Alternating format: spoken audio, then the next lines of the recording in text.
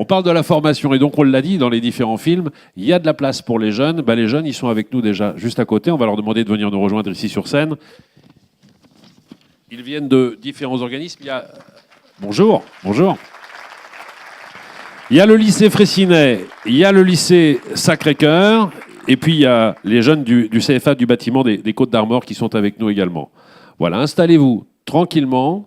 Pendant que vous vous installez, on va diffuser un petit micro-trottoir qui a été réalisé dans les rues de Saint-Brieuc, dans les rues de Rennes, où là, encore une fois, on a demandé aux passants dans la rue quelles étaient leurs visions des métiers liés au bâtiment. Regardez les réponses et on y répondra d'ici quelques instants.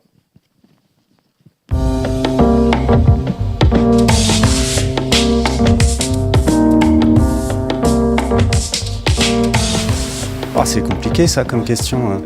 Un métier difficile, globalement, surtout par rapport aux intempéries qu'on peut connaître en Bretagne. Et comme la majeure partie des métiers manuels, il n'est pas rémunéré à sa juste valeur, on va dire. C'est un métier de passion. Donc il y a une évolution assez importante des techniques dans le monde du bâtiment. Moi j'ai rencontré des gens très intelligents, passionnants. Il n'y a pas assez de femmes qui travaillent dans le bâtiment. Mes potes sont pratiquement tous dans le bâtiment et ils adorent ça. Ceux qui sont en CDI ou ils gagnent bien leur vie. C'est vrai que ça offre pas mal d'opportunités en ce moment. Bien d'abord, ce sont des métiers difficiles mais indispensables. Difficiles parce que les conditions de travail le sont. Et indispensable parce que sans le bâtiment, comme on dit, quand ça va pas, ça va pas. Quand on parle de bâtiment, on oublie un peu tout ce qu'il y a en termes d'architecture. Sincèrement, j'avais déjà fait un stage dans un des métiers du bâtiment et ça m'avait plu, mais j'avais trouvé ça pas mal physique.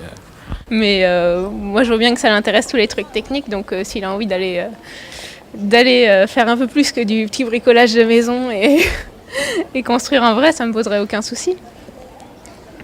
Est-ce qu'on est en capacité de payer les gens pour un travail pénible qui demande beaucoup d'heures et qui a peu de reconnaissance sociale? Je veux dire, comparé à des cadres, des traders qui n'apportent rien à la société, comparé à des gens du bâtiment qui, quand ils partent d'un chantier, on a quelque chose qui n'existait pas avant. Eux sont réellement utiles à la société, on ne les paye pas. Après, c'est mon point de vue. J'ai commencé à faire mes études dans le bâtiment, dans le génie civil, et en fait, je voulais construire des ponts. Voilà, et en faisant des stages et tout ça, il y a 15 ans en arrière, je me suis rendu compte que c'était un milieu hyper macho. Du coup, je travaillais pas trop à l'école, du coup, on m'a plutôt conseillé ça et ça m'a motivé, quoi. Pour avoir une meilleure expérience, il faut le faire en apprentissage. Après, il y a aussi le point intéressant, c'est qu'il y a quand même des débouchés professionnels qui sont assez intéressants, quoi. Tous les pays, il y a plein de pays en développement, comme la Chine, comme tout le Brésil, tous les BRIC comme on dit, et ils cherchent vraiment pas mal de main-d'œuvre, on peut dire occidentale, qui est qualifiée, ils n'hésitent pas à faire appel à cette main-d'œuvre-là, donc je pense que oui, ça a de l'avenir. Moi par exemple j'ai mon petit frère qui veut aller dans le bâtiment, donc moi je le pousse à y aller parce que je sais très bien qu'il y a du boulot. Mais qu'après je lui dis que c'est dur, que c'est manuel et voilà, mais ça peut lui plaire. Il y a plein de formations en plus. Donc. Bien d'abord, il faut en faire la promotion de ces métiers, c'est une première chose. Ensuite, mettre en place des filières d'excellence et puis surtout des parcours professionnels qui permettent aux jeunes qui vont rentrer dans ces métiers de faire une carrière, de dérouler une carrière. Que c'est plutôt bonne ambiance. On va pas rentrer dans les détails, mais ouais, ils aiment bien leur métier. Et ils sont tous copains, et ils vont au resto le midi et ils sont contents. Voilà, il y a plein de choses différentes. Oui, bien sûr.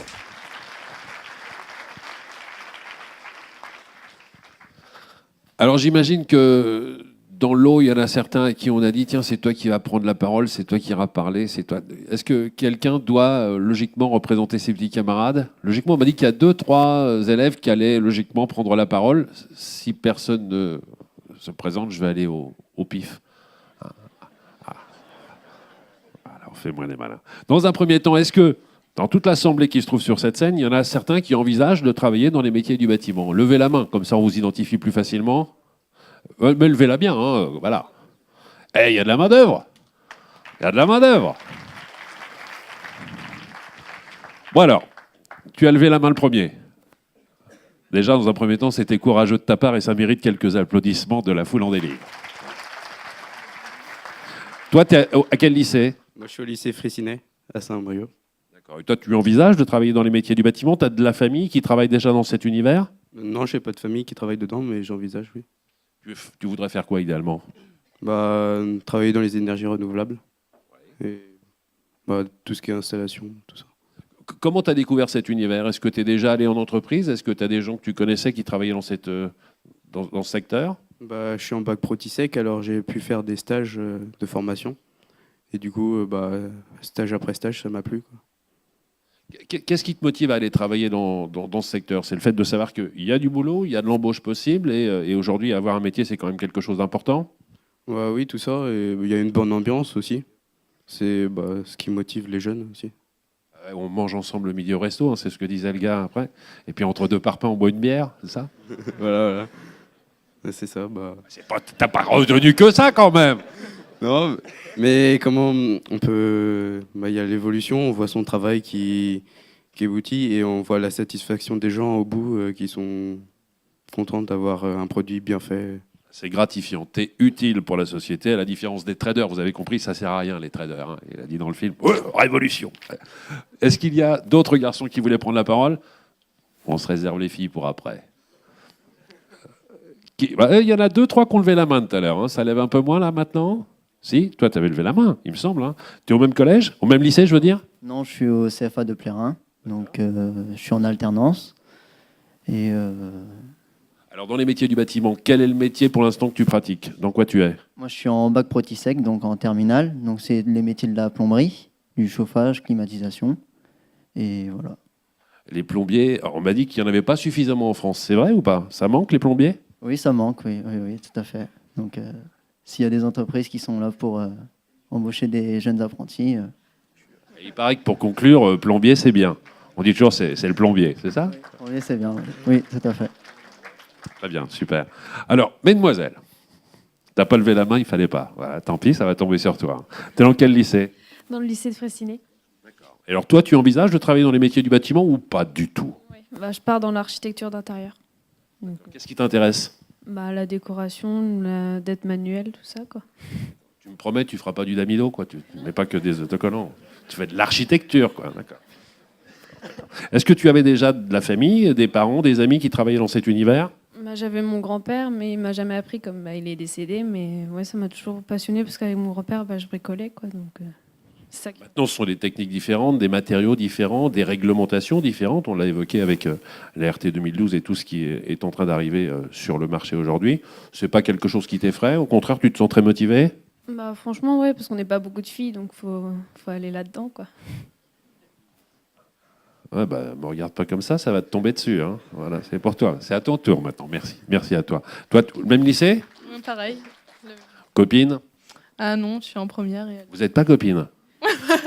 On se connaît depuis... Attends, elle est super sympa. Ah oui, elle est cool. Alors toi, tu veux faire quoi? Moi, je travaille dans le bâtiment, dans l'aménagement et finition. Donc, après, je ne sais pas encore où je vais aller. Plutôt aussi décoration, aménagement, agencement? Non, plutôt dans le bâtiment, quoi.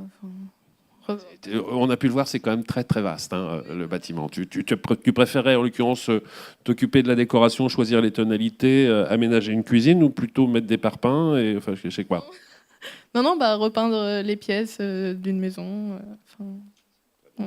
Est-ce qu'il y a une fille, quand je parle de bâtiment, qui a envie de se dire ouais, moi je vais monter des murs, je vais y aller, mais vraiment dans l'esprit gros œuvre, quoi. C'est-à-dire que est-ce qu'il y a une fille qui est motivée par ça, qui est intéressée? Toi? Ok. Alors il y a bagarre. Tu veux faire quoi? Conductrice de travaux. Oui. Conductrice de travaux dans un univers, tu veux faire quoi? Des ponts, des choses comme ça, dans le génie? Non, le bâtiment, le gros œuvre. Qu'est-ce qui t'a amené à t'intéresser à cela? Je pensais faire architecte et j'ai fait un stage et je préfère aller sur les chantiers directement. Qu'est-ce que tu as découvert dans le stage? Déjà, une ambiance? C'est important l'ambiance, hein, les gars, hein, c'est super important. Une ambiance, une façon de travailler, des métiers peut-être dont tu ne soupçonnais pas l'existence? Oui, tout ça, et le fait de bouger, d'aller à la rencontre des gens, de ne pas rester au bureau. Dans ton cursus, tu en es où aujourd'hui et dans combien de temps tu souhaites intégrer une entreprise? Je suis en première année de BTS bâtiment, donc pas avant 3 ans, je pense. Si tout se passe bien. Ça se passe bien. Mais tout va bien se passer. Applaudissements et encouragements pour cette demoiselle, la seule qui veut. Hein? Bien. Bon, vous avez tous plus ou moins fait des stages en entreprise déjà? Un petit peu? Super.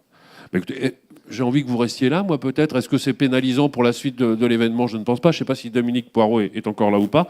Mais on va accueillir quelques personnes qui vont nous parler justement de la formation. Je vais demander à Christian Niel de venir nous rejoindre. Il représente la société Castel Menuiserie Agencement qui est installée à Château-Giron. Je vais demander à Lionel Moretto, qui lui représente la société Métafer CFR qui est à Plaintel, dans les Côtes-d'Armor. Je vais demander à Louis Alera de venir nous rejoindre également, qui représente la société Briton installée dans le Finistère. Et Arnaud Launay, directeur du CFA Bâtiment pour l'Ille-et-Vilaine, ainsi que Dominique Prigent, qui est inspecteur de l'éducation nationale. On parlera de la génération 2.0. Restez par là, parce qu'effectivement, je demanderai aux intervenants chez les jeunes de revenir nous rejoindre à la toute fin pour une petite photo de famille. Pour l'instant, vous pouvez rejoindre la salle et vous installer tranquillement pour écouter justement ce qui vous attend ou ce que vous avez peut-être déjà vécu les uns les autres. Christian Niel est là, présent. Bien, comme à l'école. C'est bien, c'est important. Comme à l'école, oui. Alors, vous représentez la société Castel Menuiserie Agencement, installée à Château-Giron. Des jeunes, vous en recevez régulièrement dans votre entreprise? Oui, tout à fait. Nous sommes installés à Château-Giron depuis une quinzaine d'années. Je suis associé avec un collègue et aujourd'hui, nous avons une quinzaine de salariés. On est 17 en tout dans l'entreprise. Et la formation chez nous, ça a été le fer de lance depuis le début. Donc depuis le début, nous formons des apprentis. Dernièrement, nous avons mené un jeune à la médaille d'or régionale. Il a été sélectionné pour le national. On a, dans notre parcours également, formé quelqu'un jusqu'à la licence professionnelle. Donc c'est pour aussi démystifier un petit peu l'idée que dans le bâtiment, c'est pas des filières closes. On peut quand même aller assez loin dans le cursus. Un beau parcours, là. Les licences professionnelles, c'est un beau parcours. Ouais. Alors c'est de l'accompagnement, c'est de la formation, c'est de la pédagogie, c'est plein de choses. Alors c'est beaucoup de choses, le planel est assez large. Il y a d'abord tout ce qui est formation en alternance, comme on a pu le voir. Et puis aussi on accueille très très régulièrement les stagiaires des lycées professionnels des alentours de Rennes. Est-ce que ce sont des petites mains qui viennent vous aider directement et qui sont productifs pour votre société, ou est-ce que vous vivez cette période de stage comme plus ou moins un boulet que vous traînez pendant quelques semaines? Ah non, du tout. On essaye d'impliquer les jeunes le plus possible dans les process de fabrication. Et donc moi, je ne suis pas lié au développement durable, comme on a pu le voir tout à l'heure. Ouais. C'est une menuiserie d'agencement magasin intérieur. Et puis on a une petite filière rénovation, pose de portes et de fenêtres en rénovation. Alors si vous me deviez donner quelques points positifs et négatifs de la formation, vous feriez ressortir quoi exactement? Alors les positifs, c'est pas toujours évident parce qu'on se voit pas. Le positif, ça coule de source.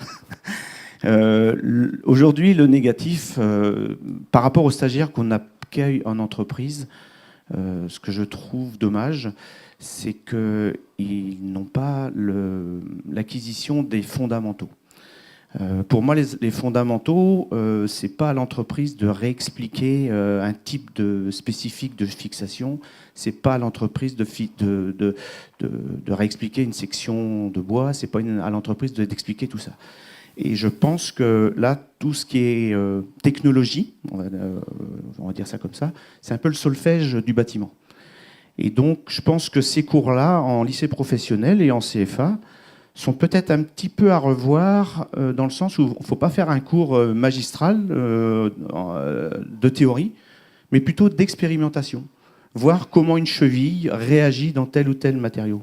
Je voudrais juste réagir 30 secondes sur les 2 premiers groupes de travail qui sont venus là tout à l'heure. Et chacun, quand vous avez posé la question de savoir si la RT 2012, la maison passive, ça a été un peu plus compliqué à mettre en œuvre. Et chacun des intervenants a dit non, nous, c'était cool, on a juste mis un peu de polystyrène, là, une rupture de pont thermique. L'électricien, pareil, on a mis du scotch, enfin bon, voilà. Sauf que derrière, il y a 30-35 années d'expérience, et le segment de compétences qu'ils ont dû avoir à acquérir, c'était juste ce petit bout-là. Mais le jeune qui arrive dans nos métiers, lui, il a à la fois l'initiation du métier, plus tout ce qu'on surrajoute aujourd'hui, et là on a évoqué les normes et tout ça, et c'est vrai que les normes aujourd'hui, même moi, je veux dire, il y a des fois je suis à la ramasse, quoi. On va en reparler justement sur ce delta qu'il peut y avoir entre la formation et la réalité aujourd'hui en entreprise avec les outils et la réglementation. On va donner la parole à Lionel d'ici quelques instants. Lionel a accueilli il y a, je ne sais pas, vous nous direz s'il y a quelques semaines, quelques mois, des élèves qui sont venus découvrir votre métier. Je dis bien découvrir, parce qu'ils étaient venus pour découvrir un travail sur le métal et finalement ils ont découvert tout autre chose. Là, on va voir aussi si effectivement il y a une information qui va dans le bon sens, qui est apportée aux élèves dans les différents lycées et professionnels ou autres. Lionel Moreto, je vous propose de regarder le reportage. Il a été tourné chez lui à Plaintel. C'est la société Métafer CFR.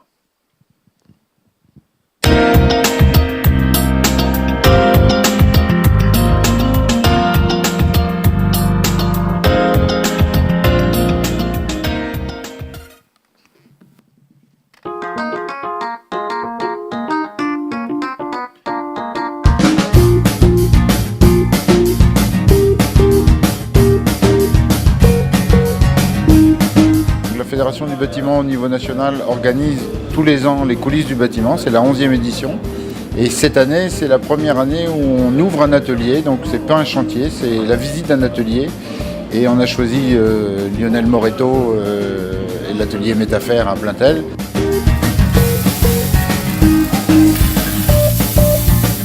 Dans les métiers de la métallerie, on a du mal à faire venir des jeunes parce que je sais pas si c'est le matériau qu'on travaille ou l'image que peut avoir le métal dans l'inconscient collectif. Toujours est-il qu'on a beaucoup plus de facilité à faire venir des peintres pour devenir peintre que des métalliers. Alors on s'est dit qu'en ouvrant un atelier de métallerie d'art comme celui de Lionel, eh bien, c'était l'occasion de montrer in situ le travail des métalliers, ce qu'ils faisaient tous les jours et permettre peut-être de susciter des vocations auprès des jeunes lycéens, collégiens du département.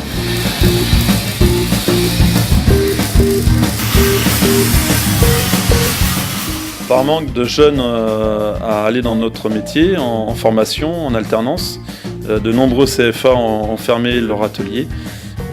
Donc il était très important de redynamiser notre métier par cette visite et de montrer un peu aux jeunes, parce que c'est au collège que la décision peut se prendre, qu'il y avait des métiers qui recrutaient avec des métiers intéressants, en plus si c'est sur de l'artistique.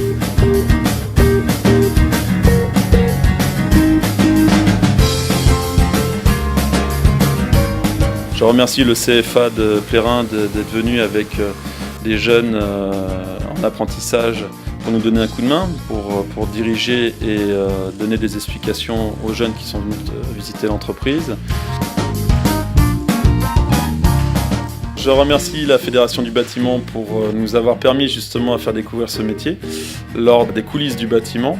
C'est effectivement la première année où ils font visiter une entreprise en parallèle de chantier. Et je pense que ça va aussi les inciter à le faire dans d'autres entreprises avec d'autres métiers.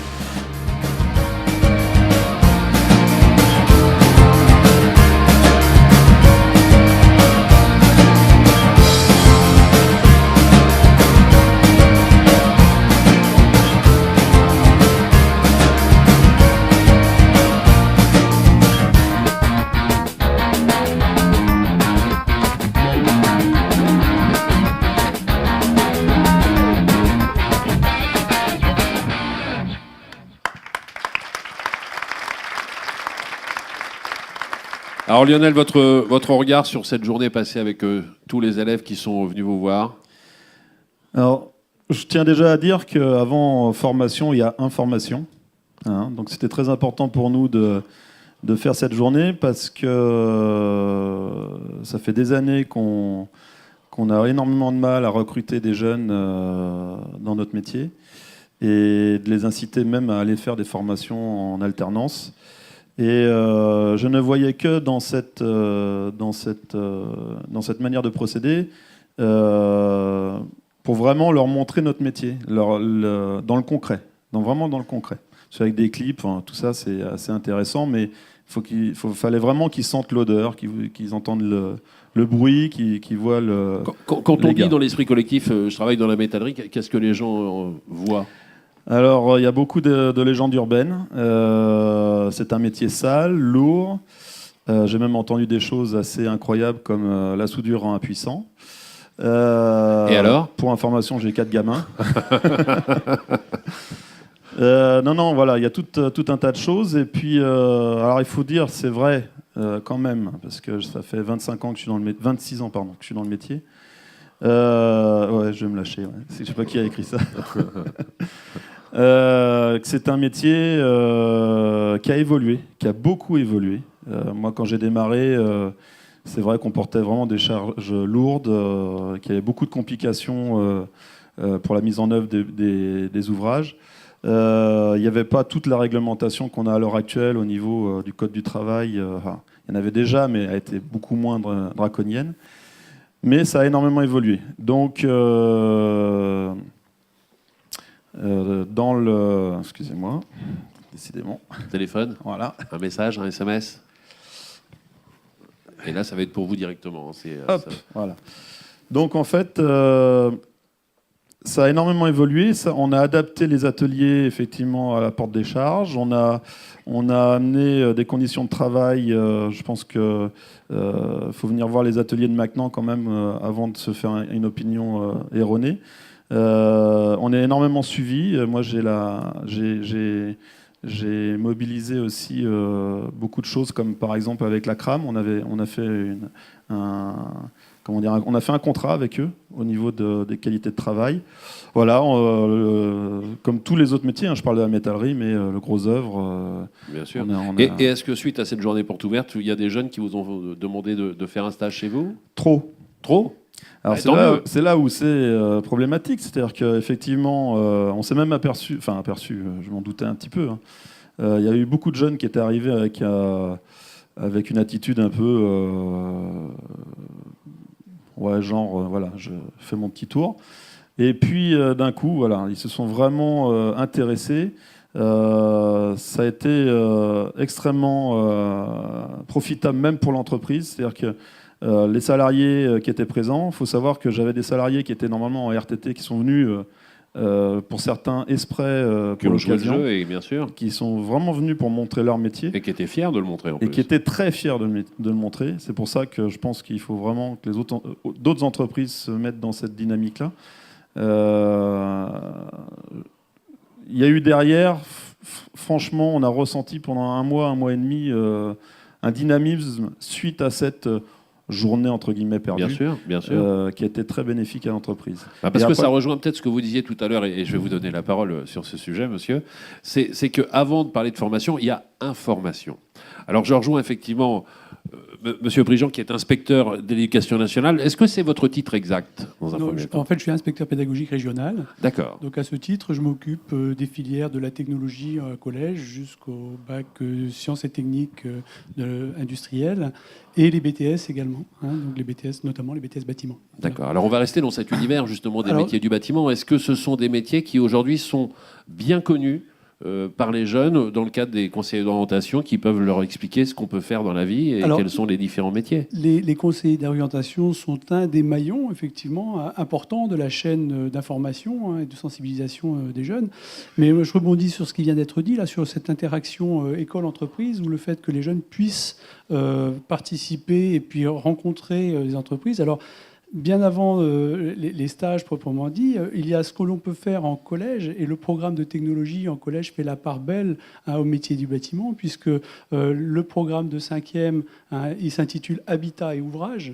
Voilà, le programme de 4e, c'est confort et domotique. Vous voyez que là, on est sur deux champs qui sont quand même tout à fait en amont et puis de nature à sensibiliser les jeunes. Et le programme de 3e, c'est un projet qui porte sur les programmes des années antérieures. Donc on peut de nouveau travailler sur les problématiques du bâtiment en classe de 3e. Donc, alors quand on dit travailler, c'est travailler évidemment dans le cadre des cours de technologie en collège, mais le travail d'orientation, il est fait aussi à l'intérieur de ces disciplines. Et le fait de pouvoir intervenir dans le cadre des cours, la porte des collèges est ouverte, hein, si vous voulez, pour, dans le cadre d'un échange avec un professeur de technologie, faire venir présenter les métiers. Ce sont des choses qui se font et que l'on ne peut... Nous, on l'encourage au niveau d'inspection, on encourage ce type de choses. Est-ce que oui, juste pour... Je vous en prie. Pour finir, ensuite, on a deux voies après la classe de troisième, hein, la voie professionnelle, avec donc les baccalauréats professionnels, dans lequel il n'y a non pas des stages, mais des périodes de formation en milieu professionnel, les PFMP. Hein, et donc, évidemment, les élèves qui arrivent en PFMP ont encore des choses à apprendre de l'entreprise. Donc là, j'entends ce qui a été dit, une certaine demande d'avoir une connaissance du métier, mais il faut savoir que l'entreprise, telle que les programmes ont été faits, participe activement, dans le cadre de ces PFMP, hein, à la formation du jeune. C'est tel que cela que ça a été défini avec les commissions paritaires consultatives lorsque l'on travaille à la rénovation des programmes. Et c'est vrai également en BTS. Donc on part des besoins de l'entreprise pour définir un référentiel des activités professionnelles. Et là, les branches professionnelles sont pleinement associées à cette construction. Et c'est ensuite qu'il y a le travail, hein, de la déclinaison pour arriver à la construction d'un programme ou d'un référentiel de formation. Ma question rejoint ce que vous êtes en train d'évoquer. Est-ce qu'il y a suffisamment aujourd'hui d'entreprises qui jouent le jeu justement d'accueil sur des journées portes ouvertes et dans les secteurs complètement différents liés à l'habitat ?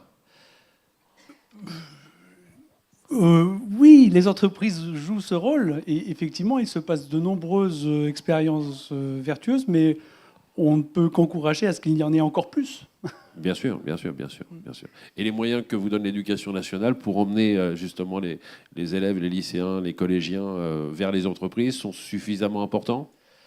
Je ne suis pas sûr que ce soit une question de moyens. C'est une question de quoi, d'envie alors ? C'est une question de connaissances mutuelles, je pense. Je pense qu'il faut réellement tisser des passerelles et lorsque les gens se connaissent, qu'ils ont envie de faire, les choses se font. Donc c'est un travail de fond, de connaissances mutuelles. Parce que ce que disait Lionel, et moi je l'ai vécu, dans l'émission, on fait régulièrement des sujets sur l'artisanat d'art. Donc on a plein d'artisans qu'on reçoit dans l'émission à travers les reportages. Et souvent le discours est un peu le même, à savoir, j'ai reçu des élèves qui n'imaginaient même pas que mon métier existait. Donc c'est, encore une fois, mais je mets à votre place, hein, vous ne pouvez pas être partout, mais il y a à mon sens quelque chose à faire. Alors est-ce que la passerelle doit s'opérer plutôt du côté des entreprises qui font savoir qu'ils existent et ils viennent vous voir, ou est-ce que c'est vous qui devez avoir un regard un peu curieux sur ce qui est proposé dans la région ? Je crois que les deux existent. Les deux existent. Les deux existent. D'accord, donc les deux se bougent. On va parler maintenant de formation avec vous, si vous le voulez bien, messieurs. J'ai plein de questions à vous poser sur la formation et sur, encore une fois, la lourdeur qu'on peut avoir administrative, etc., etc. La première question, c'est, aujourd'hui, il y a les 35 heures. On est sur les 35 heures. Quand un jeune veut se former efficacement, la plupart du temps, on ne compte pas les heures. Hein. Moi, quand j'ai commencé la télévision, j'ai vraiment commencé, je dirais, tout en bas. Je n'ai pas compté les heures au début, les nuits de montage que j'ai pu faire, parce que simplement, j'avais une ambition, une envie, c'était d'apprendre ce métier. Aujourd'hui, à travers la réglementation qu'on vous impose, est-ce qu'il est facile de former des jeunes qui doivent connaître nettement plus de choses que ce n'était le cas auparavant et rentrer dans cette enveloppe des 35 heures, ou en tout cas dans le carcan qu'on va vous fixer les uns les autres. Qui veut prendre la parole ? Vous avez un micro juste en face de vous. Oui, moi j'ai commencé le métier en 78. Donc on était sur des bases de travail de 40-42 heures, effectivement. Ouais. Donc ça fait, par rapport aux 35 heures, ça fait 200 heures en pro, 200-225 heures d'apprentissage en moins par an, forcément. Donc on prend moins de métiers, c'est 200 heures d'expérience en moins qu'on prend. Ça, c'est inévitable. Et puis on était ensemble au CFA il y a 15 jours. Ouais. Et donc c'était sur la pénibilité des travaux avec les apprentis.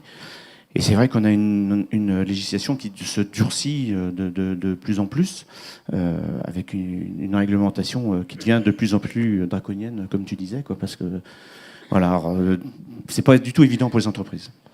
Alors, je vous laisse prendre la parole maintenant, que ce soit Louis ou que ce soit Arnaud, pour parler vraiment de formation du CFA.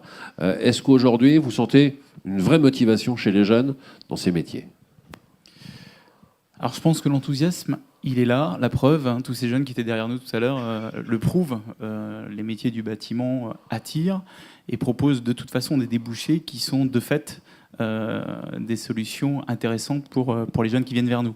Donc ça, c'est une vraie valeur ajoutée du bâtiment, c'est que, et notamment pour les jeunes qui passent par les CFA du bâtiment en Bretagne, plus de 80% d'entre eux, après le diplôme, décrochent un CDD, un CDI et arrivent à s'insérer socialement. Donc quand on a dit ça et qu'on arrive à communiquer ça auprès des familles ou des jeunes, inévitablement, on devient attractif. Bien sûr. Quand on arrive à des taux d'insertion plus importants que les grandes écoles, évidemment, ça interroge et ça questionne. Juste pour revenir sur la question de l'orientation, qui est quand même une question très importante. On souffre quand même, on peut se le dire, d'un déficit d'image. Et c'est vrai que les jeunes qui viennent nous voir en règle générale, quel que soit l'établissement, sont plus des jeunes qui sont qu'on va qualifier en échec, un peu en difficulté scolaire, qui arrivent parfois à des classes de SECPA, etc. Mais je partage ce qui a été dit. C'est une méconnaissance et un réseau insuffisant entre nous et ces établissements du secondaire qui, parfois, sont sur des logiques préétablies où il faut, de toute façon, à partir du moment où on a un bon cursus, où tout se passe bien, rentrer dans le train et puis poursuivre jusqu'à une filière post-bac. Aujourd'hui, Lionel l'a dit tout à l'heure, à travers le reportage, il y a des jeunes qui sont venus pensant qu'effectivement, ça faisait du bruit, on travaillait, c'était lourd à porter, qu'on était forcément sale, etc. C'était une fausse image de son métier. Dans le reportage tout à l'heure, il y avait un jeune garçon qui disait « je travaille mal à l'école, donc forcément, on va me faire du bâtiment ». Je ne vois pas où est la logique. Il n'y en a pas. C'est ça. Pour preuve, aujourd'hui, de plus en plus d'établissements comme le CFA de Saint-Grégoire, entre autres, accueillent ce qu'on appelle des parcours aménagés ou personnalisés de jeunes qui ont commencé la réflexion de leur choix et carrière professionnelle après le bac. C'est-à-dire des jeunes qui sont en fac, qui ont même fait des cursus aboutis et qui reviennent vers nous pour toucher le concret, toucher la matière et trouver une solution pérenne d'emploi et de réalisation personnelle et professionnelle. Donc voilà, c'était juste un message sur l'orientation. Je crois qu'il faut vraiment ouvrir le champ du possible sur le bâtiment à tous les publics, de manière à minima que tout le monde sache que ça existe. Et par rapport à tout ce qui a été dit ce matin, qu'il y a vraiment des ambitions intéressantes dans le bâtiment qui peuvent évidemment intéresser beaucoup de jeunes. Alors Louis, votre réflexion aussi par rapport à cela, c'est-à-dire que il y a des jeunes qui sont motivés, il y a des gens qui ont un savoir-faire ici dans la région.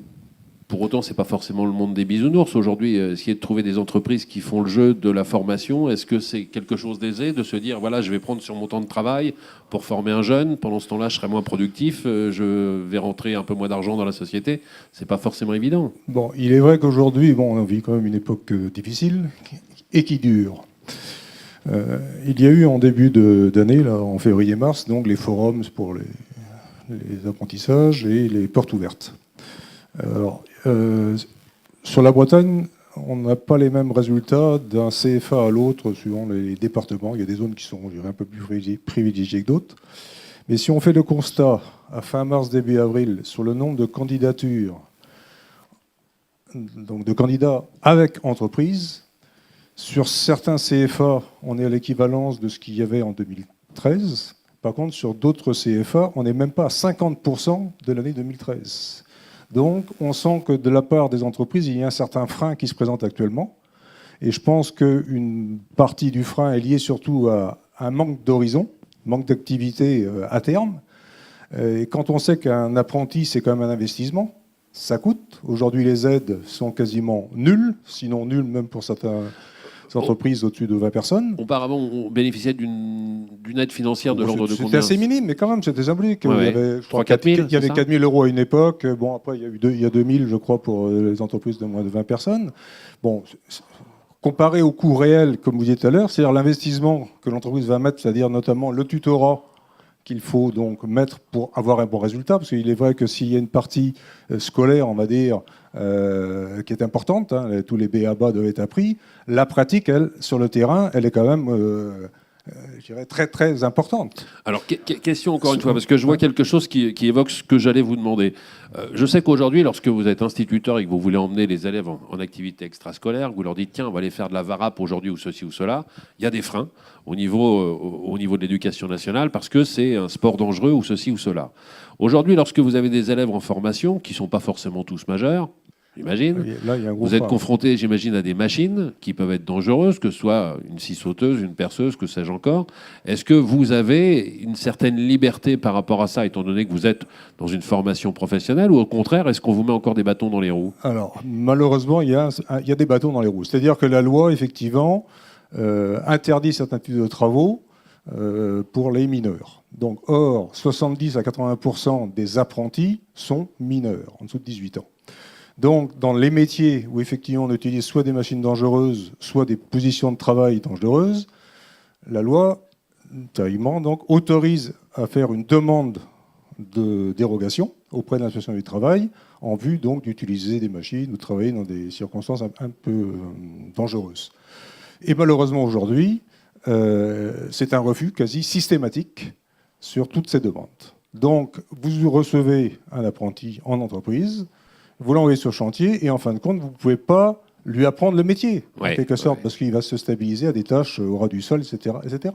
Donc aujourd'hui, qu'est-ce qui se passe aussi? C'est un des freins des entreprises, c'est que recevoir des apprentis pour ne pas pouvoir leur apprendre le métier et les faire travailler, aujourd'hui, les entreprises disent non. Donc je connais beaucoup d'entreprises qui vont diminuer. Alors parce que dans les entreprises, il y avait, je dirais, 3 types d'entreprises. Celles qui n'ont jamais pris d'apprentis, qui n'en prendront jamais parce que... Autre chose à faire. Ils préfèrent piquer effectivement le personnel des copains. D'autres entreprises qui formaient aux besoins, c'est-à-dire qu'ils avaient un compagnon qui allait partir en retraite et savaient et programmait. Et d'autres entreprises par culture qui avaient toujours un certain nombre, 5 à 10% de leur personnel qui était en apprenti. Eh bien, ces dernières entreprises-là, elles vont baisser leur recrutement, ce qui explique, je pense, une partie donc du peu de recrutement avec entreprise dans l'état actuel. D'accord. Arnaud, vous vouliez réagir? Un dernier mot, et je vais être obligé de conclure avec vous, messieurs, après, parce qu'autrement, on va tous manger froid pour le coup, là. Alors, je partage évidemment ce qui vient d'être dit. On a une crainte dans les CFA du bâtiment, c'est effectivement la faiblesse aujourd'hui du taux de retour des entreprises qui souhaitent accueillir des apprentis à la rentrée prochaine. Donc on sonde systématiquement à cette période de l'année nos entreprises partenaires, puisque les CFA font ensemble et construisent ensemble les apprentis avec les entreprises depuis des années. Mais aujourd'hui, effectivement, on sent bien que les entreprises sont un peu sur la réserve, notamment en lien avec ce décret qui date d'octobre dernier, qui a un côté positif, c'est qu'il assouplit la démarche pour les entreprises, c'est-à-dire que le principe est de demander à déroger pour l'ensemble des jeunes accueillis dans l'entreprise mineure, mais que pour répondre aux critères de cette demande de dérogation, il faut non seulement avoir un document unique à jour, bien évidemment, un plan d'action qui est suivi et être capable de couvrir l'ensemble des obligations du Code du travail. Et c'est vrai que même en tant que centre de formation, on a des difficultés à assumer ces missions et que pour les entreprises et certaines d'entre elles, c'est évidemment éminemment compliqué. Donc il y a des craintes par rapport à ça, craintes par rapport à l'activité économique qui est un peu ralentie actuellement. Et puis, il y a aussi effectivement cette diminution des aides aux entreprises, même si la région Bretagne fait un effort jusqu'aux entreprises de 20 salariés, puisque au niveau national, il était décidé que seules les entreprises de moins de 10 pourraient en bénéficier. Donc la région Bretagne fait un effort particulier. Mais tout ça sont des freins considérables à l'apprentissage. Et je fais partie des CFA qui, aujourd'hui, voient un niveau d'annonce, en tout cas, des entreprises, diminuer de 50% par rapport à l'an dernier. D'accord. Merci. Merci en tout cas. On voit qu'il y a de la bonne volonté. Tout le monde a envie d'aller de l'avant, mais il faut encore une fois que ça s'harmonise et qu'on y aille tous ensemble. C'est un petit peu ça, le principe. Un mot de conclusion de la part de José sur effectivement ce qui vient d'être évoqué. Oui, moi j'étais particulièrement sensible à ce qui a été dit sur la fierté du métier, la valorisation, la reconnaissance sociale même, donc voilà, donc ça rejoint ce qu'on disait tout à l'heure, encore une fois, sur la qualité, sur le soin qui est apporté, sur les savoir-faire. Nous, ADEME, donc on contribue, comme je disais tout à l'heure, à la question de la maîtrise du geste avec les plateformes Praxibat. Et puis voilà, peut-être plus globalement aussi, sur ce qui a été dit sur le travail ensemble. Là, je fais un petit peu un retour sur l'ensemble des tables rondes. Donc le travail ensemble, le travail en équipe, les groupements, l'offre globale, le travail en réseau. Et puis sur ce qu'on vient d'entendre là, ma conclusion sur ce dernier point, ce serait de savoir donner envie. Donc on a dit donner envie aux jeunes pour venir travailler en entreprise. Il y a vraiment de quoi, encore une fois, en être fier et avoir du retour là-dessus. Puis peut-être aussi, pour terminer, donner envie aux particuliers, aux propriétaires de logements, finalement, de rénover leur maison. Alors, on a parlé un petit peu donc, des financements. Je crois qu'il y a un volet quand même important d'attractivité du sujet. On a parlé de Valérie Damido tout à l'heure, on s'en moque un petit peu. Elle vous embrasse, elle m'a envoyé un SMS. Voilà, donc je pense que c'est important de savoir donner envie aux gens de faire cette rénovation et pas uniquement de rester sur le volet combien je gagne en consommation à la fin du mois. Donc ça, c'est important. Le retour sur investissement, ok, mais ça suffit pas. Enfin, on voit qu'on bloque quand même un petit peu sur ces questions-là pour l'instant. Et donc, de l'argent, quand même, il y en a quand même pas mal de dépensés sur les maisons, sur le logement. Ça a été tout à l'heure dit, il faut embarquer la rénovation thermique, embarquer la rénovation donc, quand on fait des travaux. Voilà. Donc, il y a peut-être du travail à faire, d'abord de votre côté, les professionnels, sur le marketing de tout ça. Il y a des politiques publiques, certes, mais il y a aussi des messages à passer à proximité, savoir vendre ses savoir-faire, mieux communiquer dessus, peut-être faire plus de télé là-dessus, pas juste passer les pubs de l'ADEME, mais faire des films un peu plus complets. Donc vous en êtes peut-être... Voilà, donc cette capacité à pouvoir donner envie pour faire, encore une fois, des travaux dans le bâtiment. Merci beaucoup. Merci, messieurs. Merci. Vous allez pouvoir rejoindre la salle.